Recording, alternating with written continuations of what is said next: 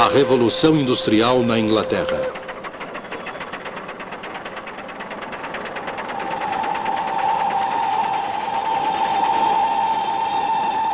Um filme da Enciclopédia Britânica. Versão brasileira, Álamo.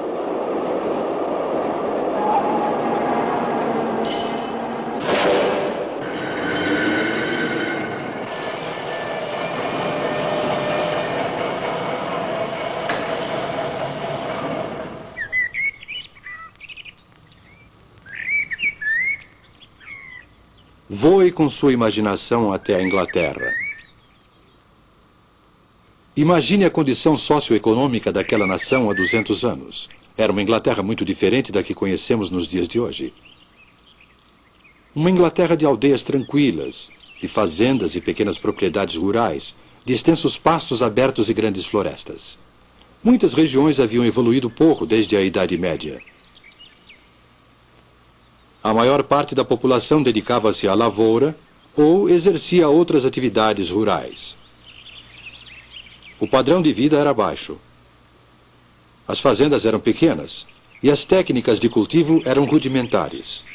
O ciclo de culturas era quase desconhecido, assim como desconhecidas eram as técnicas de aumento de produção de alimentos. Havia pouca coisa para os carneiros comerem durante o inverno. Só o que Deus mandava para eles. A maioria morria. Agora vamos verificar as condições da manufatura, especificamente na área têxtil. Naquela época, a manufatura de lã era o grande alicerce da prosperidade inglesa. Em todas as casas, encontrava-se uma roda de fiar, e em todas as aldeias, um tear manual. Esse método de manufatura foi denominado sistema doméstico.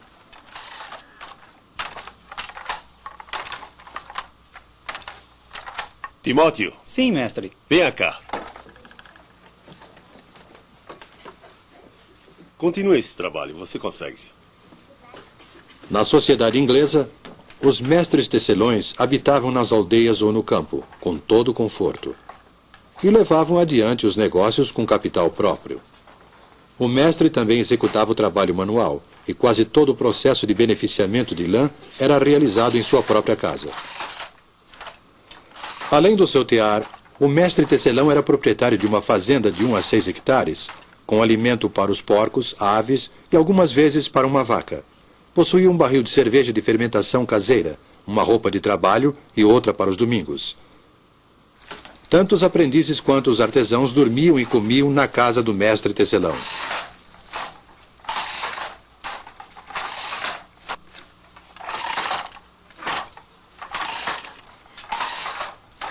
Mantenha o movimento firme, rapaz. Estou tentando, mestre, estou tentando. Claro, eu estou vendo seu esforço. Os mestres e os seus empregados eram geralmente ligados pela afeição, a ponto de não desejarem se separar. Os mestres pensavam que era obrigação deles manter os seus homens, inclusive quando os negócios não corriam de forma satisfatória. Consequentemente, um trabalhador vivia e morria no mesmo local onde havia nascido. O mestre e sua família produziam eles próprios quase todos os produtos que consumiam. Ned?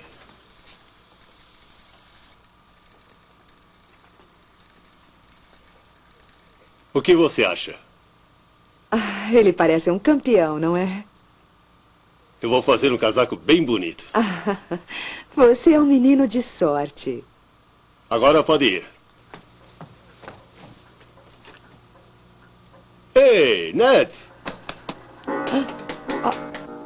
Valha-me Deus!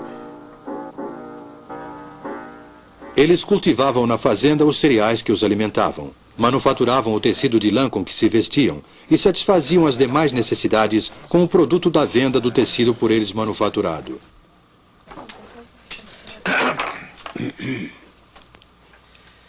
Senhor, esteja presente à nossa mesa, esteja aqui em todo lugar. Senhor adorado, abençoe vossas criaturas e permita-nos compartilhar com o vosso banquete no céu. Amém. Amém. O mestre tecelão costumava sentar-se à cabeceira da mesa de carvalho. Rodeado pela sua família e seus empregados, ele rezava a oração de ação de graças, servia o pão e o purê. Às vezes tomava uma caneca de cerveja, sem servir aos seus homens. Mas essa era uma das poucas diferenças entre o modo de viver do mestre e o dos empregados.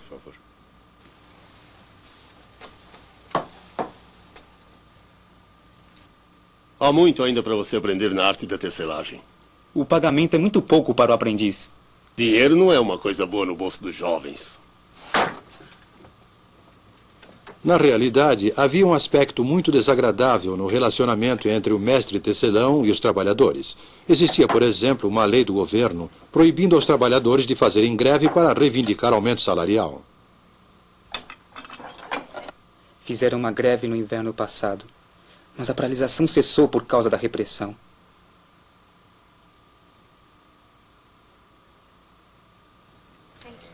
O trabalhador dificilmente se arriscava a fazer greve e não podia procurar trabalho em outro lugar. Recebia uma remuneração irrisória pelo seu serviço.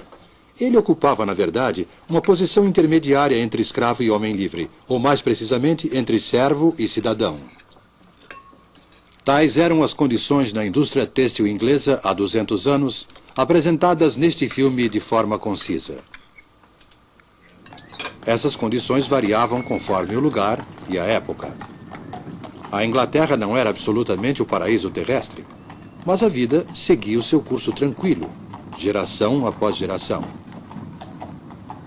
E nos 100 anos seguintes, a nação se transformou e o estilo de vida do povo inglês sofreu uma transformação radical.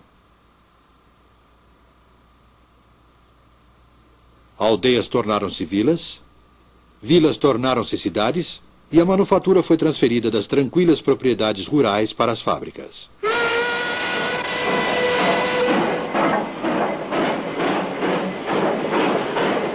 Essa transformação é chamada de Revolução Industrial. Podemos dizer, sem correr o risco de simplificar demais, que 3 tipos de máquinas destruíram o velho mundo e construíram o novo. A primeira foi a máquina de fiação. A segunda, o tear mecânico. E a terceira, o motor a vapor.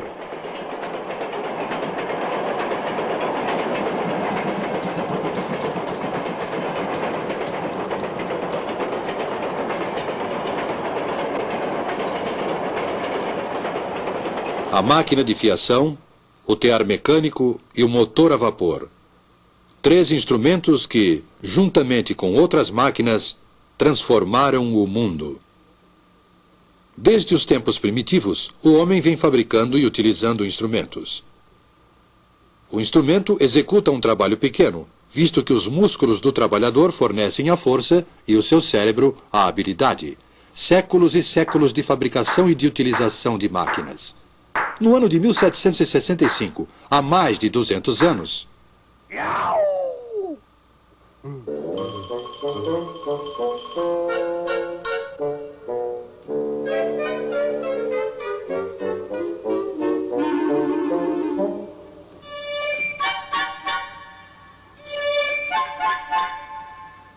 Jenny! Jenny! Eu consegui! James Hargreaves aperfeiçoou a máquina de fiação manual, batizando-a com o nome de sua esposa, Jenny. É a Spinning Jenny, a máquina primitiva de fiar difusos múltiplos. Essa máquina iniciou a revolução na manufatura da lã. A fiação era até então um processo lento, pois só se podia fiar um fio de cada vez. James Hargreaves colocou 8 fusos numa armadura e movia todos eles com uma manivela. Dessa forma, fiava 8 fios simultaneamente. A engenhosidade de Hargreaves lhe angariou o desagrado dos seus companheiros fiandeiros, que temiam perder o trabalho por causa da máquina.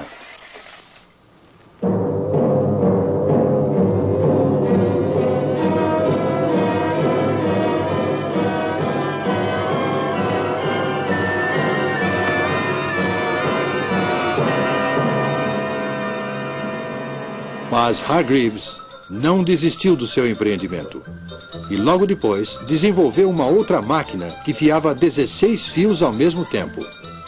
Uma criança podia, ao girar a manivela desta máquina, realizar o trabalho que antes era executado por mais de 100 homens. Ninguém conseguiria mudar o curso da história, pois uma descoberta iria inevitavelmente abrir caminho para outra. Em 1784, a população de Godby Marwood, uma pequena aldeia na região central do país, estava inquieta em virtude do que acontecia na casa do ministro da aldeia, o reverendo Edmund Cartwright.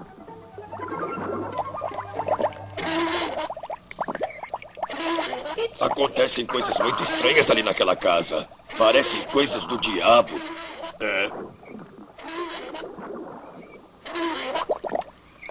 Segundo seus vizinhos, o reverendo não era um homem bom.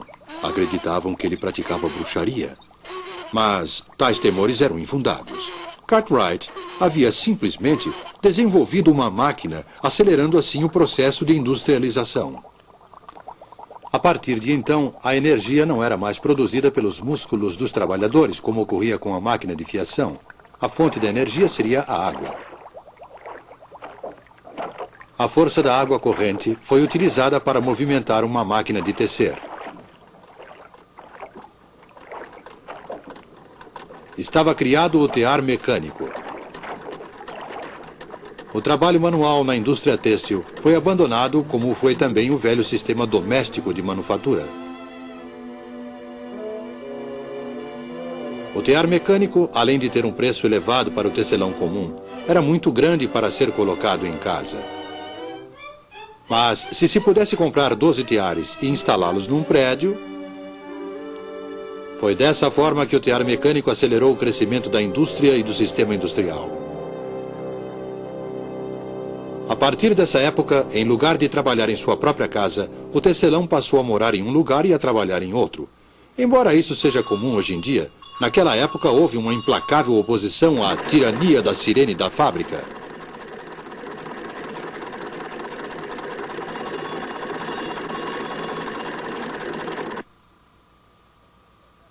Houve tempos em que eu tinha vontade de jogar as minhas lançadeiras no chão. Mas a máquina que daria o maior impulso à Revolução Industrial ainda estava por vir.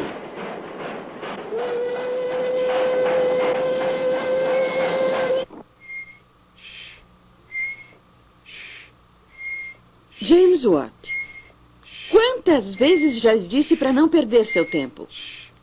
Você não servirá para nada, menino.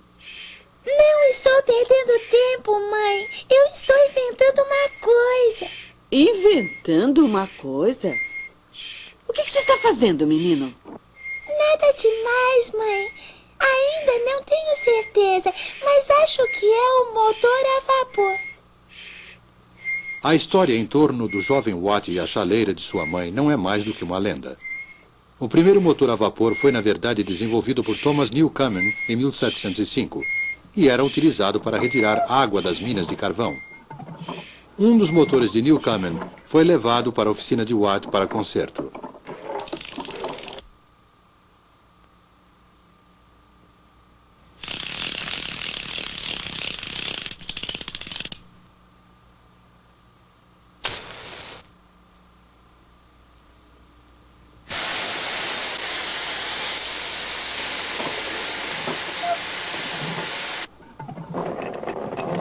James Watt empenhou-se nesse trabalho e, por volta de 1781, aperfeiçoou o motor, convertendo-o em grande fonte de força.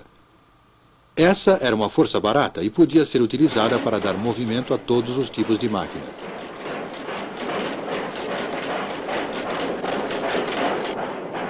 Com o motor a vapor de Watt e com o aperfeiçoamento dos métodos de beneficiamento do ferro e do aço, a Revolução Industrial era um fato consumado.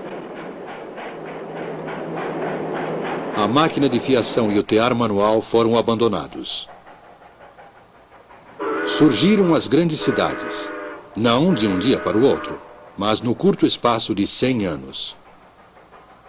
No lugar do mestre tecelão, semi-industrial e semi-fazendeiro, apareceu o capitalista, proprietário de muitos teares e empregador de centenas de trabalhadores. Com a Revolução Industrial, a Inglaterra transformou-se na fábrica do mundo no século XIX. Era um período que exigia criatividade e desembaraço. Juntos, empresários e engenheiros criaram uma era na qual a Grã-Bretanha ocupou a supremacia do comércio mundial.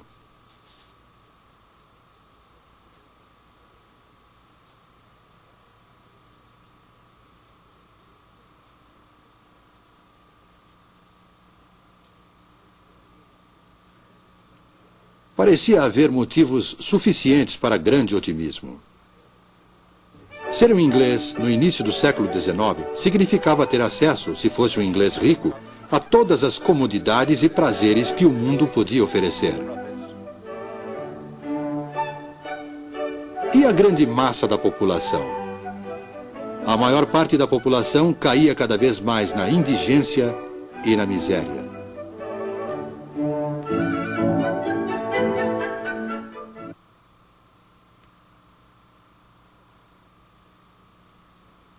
A qualquer hora do dia, podia-se ver as mulheres utilizando, para as necessidades domésticas, a água de uma vala imunda e fétida, cujas margens eram cobertas com uma mistura de lama e lixo.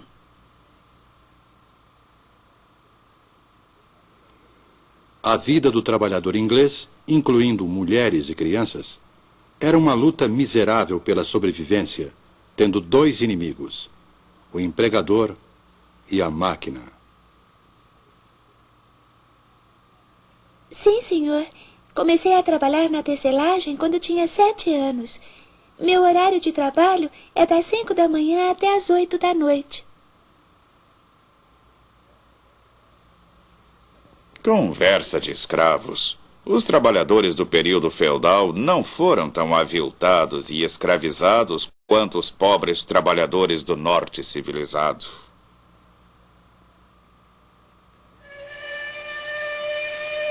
Os homens eram empregados nas minas de carvão para o serviço de escavação. Seus instrumentos de trabalho eram as picaretas e as pás. As mulheres e também as crianças eram encarregadas de arrastar a carga do carvão bruto de uma extremidade à outra através dos túneis subterrâneos.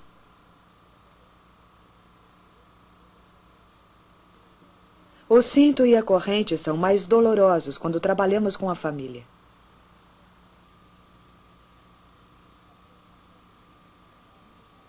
É comum as mulheres largarem a carga e caírem da escada.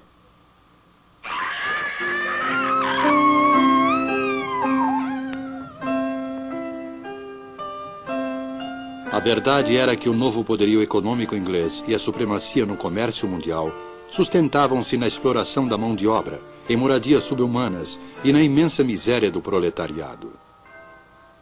Era esta a civilização prometida pela máquina?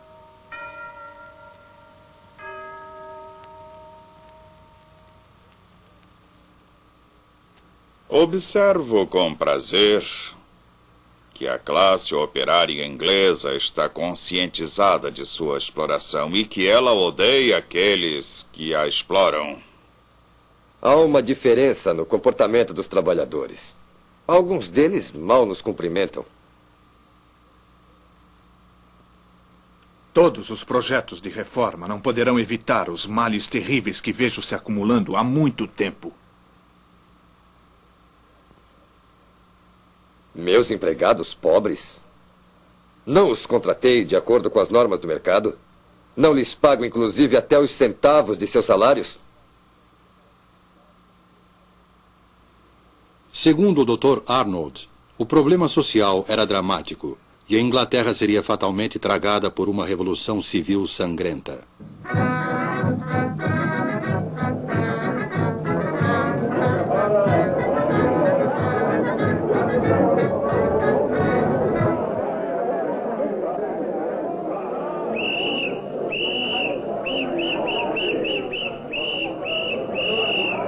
Apesar de todos os distúrbios e tumultos, os quais sempre ficaram limitados a determinadas áreas, a tão esperada e temida Revolução Sangrenta não aconteceu na Inglaterra como acontecera na França.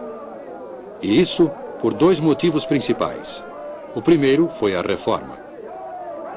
Durante anos, houve muito debate público pela reforma dos males sociais causados pela Revolução Industrial. Em 1842, o Parlamento aprovou a primeira de uma longa série de reformas. a Lei das Minas. Determinou que, a partir daquela data, o trabalho de mulheres e crianças menores de 10 anos nas minas de carvão estava proibido. Em 1847, a Lei das 10 Horas. A jornada de trabalho de mulheres e crianças na indústria têxtil não deveria ser superior a 10 horas.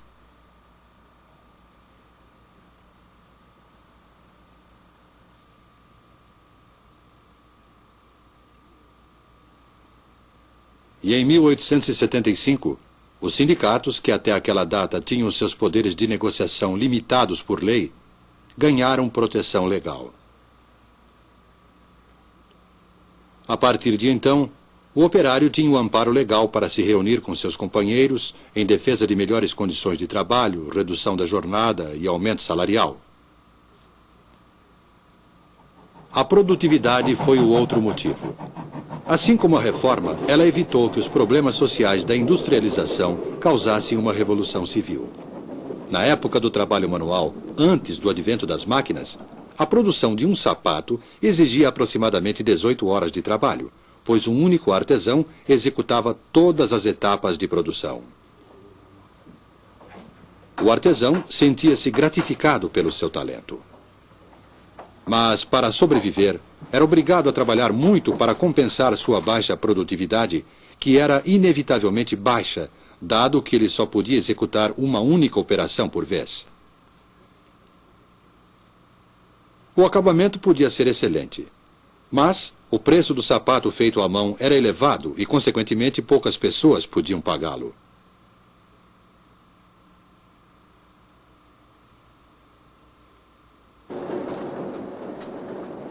Com o advento da máquina, a produtividade dos trabalhadores cresceu espantosamente. Implementou-se a divisão do trabalho. Do beneficiamento do couro até o produto acabado, cada operário executava somente uma operação, repetindo-a várias vezes. Desde que o couro estivesse beneficiado, um sapato podia ser produzido em menos de 20 minutos. Ao invés de 18 horas exigidas pelo método artesanal.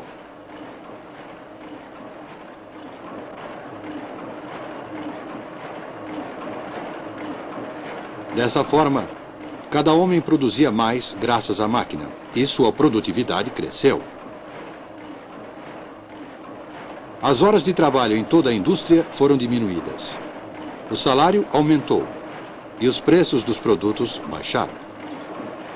Assim, o operário podia comprar o seu próprio produto. Mais pessoas podiam se beneficiar da crescente riqueza do país. Essa foi a promessa da máquina e da Revolução Industrial. É verdade que essa promessa ainda não se cumpriu inteiramente. Mesmo assim, é uma promessa de benefícios materiais para todos.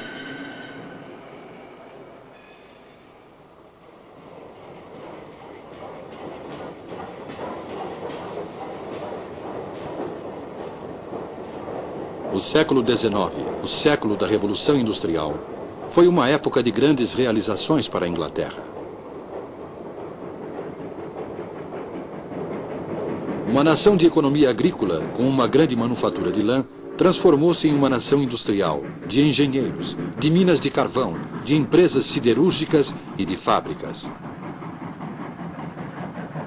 Essa transformação da economia causou muito sofrimento para a classe operária. Mas, por outro lado, em um período muito curto, a Inglaterra tornou-se o maior exportador de produtos.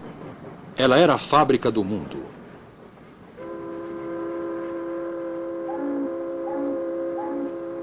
Além de exportar locomotivas, motores a vapor, têxteis e outros produtos acabados, talvez o que mais a Inglaterra exportou foi a industrialização.